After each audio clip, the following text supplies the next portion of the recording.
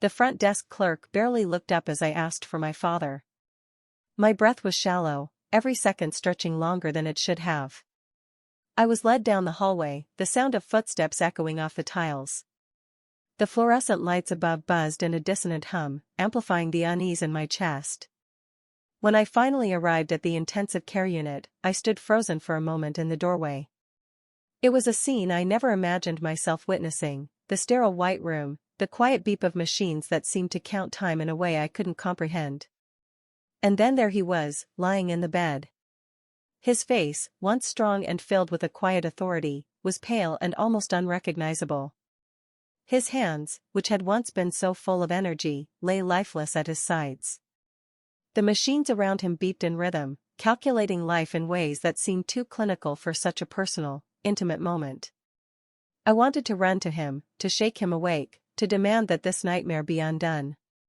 But I didn't. I couldn't.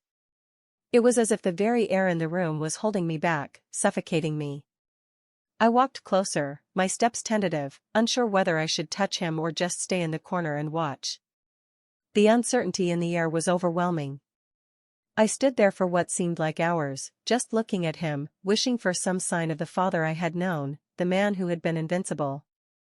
But all I could see was a man caught in a battle with his own body, with no guarantee that he would win. The silence in the room was suffocating. Time seemed to stop. The weight of everything that had happened and everything that was about to happen pressed down on me. And in that moment, I realized, this was a moment I could never undo. No matter what happened, I would never be the same after this. The shift from child to caregiver, from daughter to decision-maker, had begun. But none of that mattered as I stood there watching the fragile person who had been my father, who had once been the strongest force in my life, lying helpless before me,